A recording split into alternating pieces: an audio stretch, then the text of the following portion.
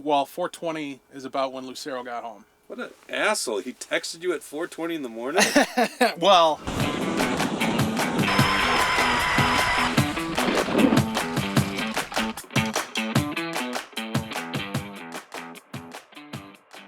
Hey, this is Jake Duesenberg. Today we're fishing Bald Eagle Lake with Representative Walter Hudson. This is Ice Fishing Interviews. Oh, we got a fish on the do you? screen already, yeah. It's blue right there. Oh, that's what that is. Yeah, See, I 'cause don't. you see the blue that's coming on this 12? Yeah. That's the jig, okay? Uh-huh. So, that doesn't mean that they're at that depth, but it means that they've probably saw this jig drop. So anyway, so I get into the 609 statute. I start digging around. I find out there's this whole category or subheading of sections in law dealing with crimes against the unborn. Mm-hmm. And you can commit murder against an unborn child. You can commit manslaughter against an unborn child. You can assault an unborn child. Mm-hmm. And the definition of unborn child in current state law is a human. I don't remember it verbatim off the top of my head, but it was like a human being, or the child of, the offspring. That's what the word was. The offspring of a human being conceived but not yet born. So we already have life, like we do have life at conception Right. under Minnesota law. Yes. Right. It's like, just, you look at this, first of all, the carbon-free bill or the blackout bill. It's like, that's going to affect everyone. I mean, Yeah. that's a huge deal. 80% carbon-free by 2030. That's not that far away. And then 100% in 2040, Yeah. which, that's going to actually lead to climatic deaths. No doubt.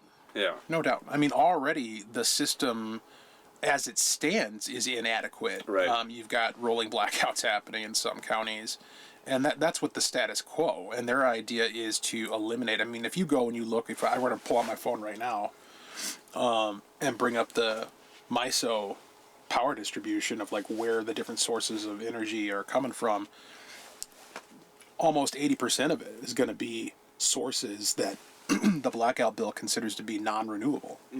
Because basically the only two things that they 100% approve of are solar and wind. Yeah. Which solar, we made this point during debate the other night on the floor. As we were debating, we looked up the MISO power distribution, and solar was producing a whopping -2 megawatts. So it was actually costing energy on the grid rather than contributing. And wind was producing something like 19.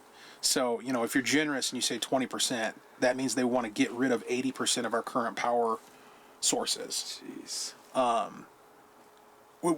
And by the way, when you ask them, well, how's that going to work? If it's taken us 20 some odd years to get to the point where we can produce a measly 19% of our power off of solar and wind, how do you expect in the next 17 years to get to 100%? Mm-hmm. And Jamie Long's answer, the majority leader on the House. Yep. Is it really? I don't know. It just looks like a he-they type. But Jamie Long's... I'm not in the legislature. I have fun with all this stuff. Sure. You can't impugn character, Walter. No, I mean, if those are his pronouns, it's not impugning, it's respecting and affirming, right? That's right, yes. So- Very woke. But in his closing argument, Minnesota is a really sunny and really windy place. So that you go back and look at the video. So yeah, that's their plan. Their plan is it's a sunny and windy place, and we'll figure it out somehow. Sure. I didn't even know that there was specific manslaughter and murder charges for the unborn in Minnesota. It's state statute. Oh yeah. Yeah, so this is the beauty of actually reading the bills. This is the thing. We got a rarity. You got this on camera? A legislator reads bills. This is the beauty, is that if you actually, because they tell you, they don't give us much time in the minority to get ready for committees. But if you make it a point, if you make it a priority to actually like tear through the bills and tear through the amendments, and it's reading law, as I'm sure you know, doing what you do, reading bills is not a straightforward activity. No. Because a lot of times they'll reference statutes, Right. and then you got to go look up those statutes and find out what they say and kind of piece together, okay, what is it that the bill actually does? And so I did that with this HF 91. Yeah, so I've read the bill, but I don't think I got to the point where I actually looked up the underlying statute. So that's what you're saying you did, is Yes. you referenced another statute. Correct. Okay. So, and what led me there was her amendment, because she had an author's amendment, the A10 amendment, that she, and the custom and tradition of the House is such that if an author presents an amendment to their own bill, you just let it go. You don't fight their amendment to their bill. Right. But I still wanted to know what it did, and try to ascertain what's she trying to change here and why. Mm-hmm. And so I'm looking at this amendment, and I'm looking at the statutory references, and it leads me to Chapter 609, which is the criminal statutes. And I find just one second, reel up just a little bit. Sure. I'm wondering if we're not right there. Does it not look loose? I just wondering if you're on the bottom there. Oh, okay. Now let it sink back down. Walter's. So this is not your. It's not your first time ice fishing, but it's darn near. Yeah, darn near. Okay. I'm definitely not a pro. All right, let's back to leveling here. For people watching this, this is the day after. No, it's not the day after. It's the day of, because that Senate thing. I think I fell asleep at like 12:31 ish. Yeah. So it passed somewhere in the wee morning hours. 4:00 in the morning. Was it 4:00? Well, 4:20 is about when Lucero got home, because he texted me. So. What an asshole! He texted you at 4:20 in the morning. Well. Unbelievable. Jeez. You don't text someone at 4:20 in the morning. Oh my God. Anybody who thinks they're going to get a hold of me at 4:20 in the morning, it ain't happening. My phone does not alert me. Yes, so. Yeah. Anyone that's smart knows you turn your phone to silent mode overnight. Yeah.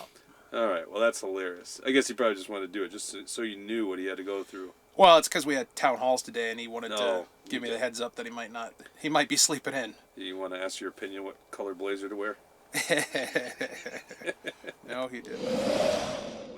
When I look at this, Walter, I see evil.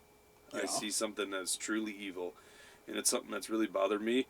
We've known each other for a decade. I wouldn't say that you and I have ever really been like pro-life activists, but obviously we've always been on the right side of that. Yeah. We've just been more on the fiscal side and things like that. And then all of a sudden this has become the issue. We have, whether we want to be pro-life activists per se, we have to, because this is the issue that Democrats have made their top priority.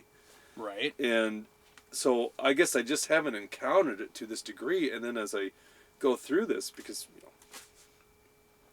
I mean, at high school, abortion was a huge issue, maybe in college, but the Democrats always had Roe v. Wade. So now their actual agenda is coming out. It's right there in front of us. Yeah. And you're like, oh my God, I don't, they literally, not only do they not respect life, which is clearly life, everyone knows a 7-pound baby in your womb is a life. Everyone knows that. Yeah. Not only don't they respect that life, they lie to you and say, well, it's a woman's reproductive rights. Which I'm like, it's the antithesis of reproductive. You're actually not reproducing. How can it be reproductive rights if you're not reproducing? You're killing the reproduction. Well, and this is the thing, that the back and forth between me and Tina Liebling was entirely about that, is that, what do you mean by reproductive rights? Because if you're saying that a parent has the right to cancel their child's civil rights, because that is what her bill does, HF 91, is it takes the civil rights that are outlined in Chapter 609 in the statute, and it says that a mom can cancel those. Now, I'm not aware of any other situation where an individual can arbitrarily decide to cancel your civil rights. Mm-hmm. But this is it. And so my question is... Well, I mean, in the lockdowns, I guess Governor Walz decided he could do that. Right. There's one exception. But if this is what we've decided, that mothers have this power to just decide that their children don't have civil rights, you need to tell me explicitly. The law must define where that line is. Right.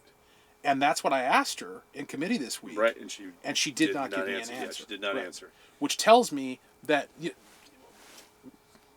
it could be anything. It could be 30 minutes after birth. It could be an hour after birth. It could be 5 years old. Who knows? Right.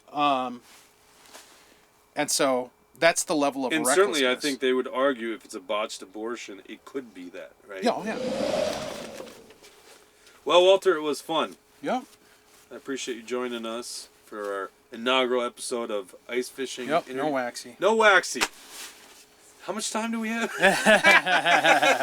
Skunk, the first one. Well, fishing. it stinks that we didn't catch a fish. It is what it is. Walter Hudson was a great first guest for Icebreakers, and I appreciate him joining us. And let's hope he continues fighting these leftists down at the Capitol. Let me know if you want to see somebody on Icebreakers, and make sure to catch our show, Truth Hurts, every Tuesday and Thursday at 1 o'clock. Take care.